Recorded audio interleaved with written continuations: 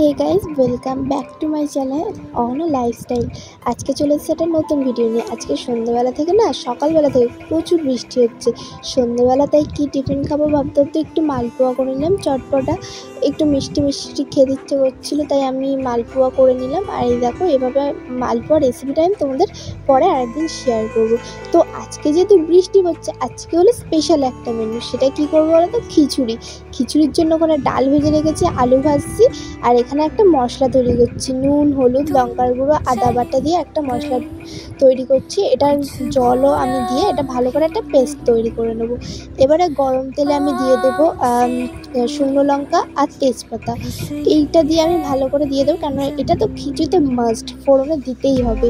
তো তোমরা কীভাবে করো খিচুড়িতে, আর তোমরা বৃষ্টির দিনে কী কী খেতে পছন্দ করো সেটা কিন্তু আমাকে কমেন্ট করে জানাবে।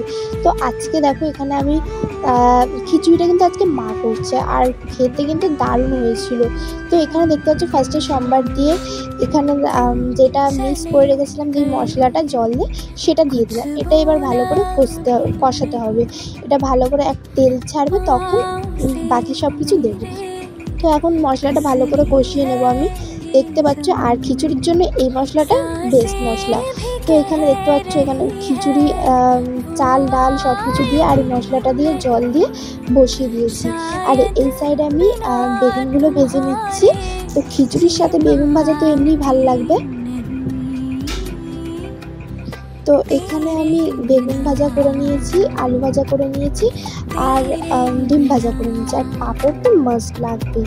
তো চলো, আজকে খিচুড়ির থালি আমাদের রেডি। তো তোমাদের কি দেখে লোভ লাগছে? তাহলে চলে আসো। তো আজকে ভিডিওটা এই পর্যন্ত। যদি ভালো লাগে লাইক কমেন্ট শেয়ার করবে।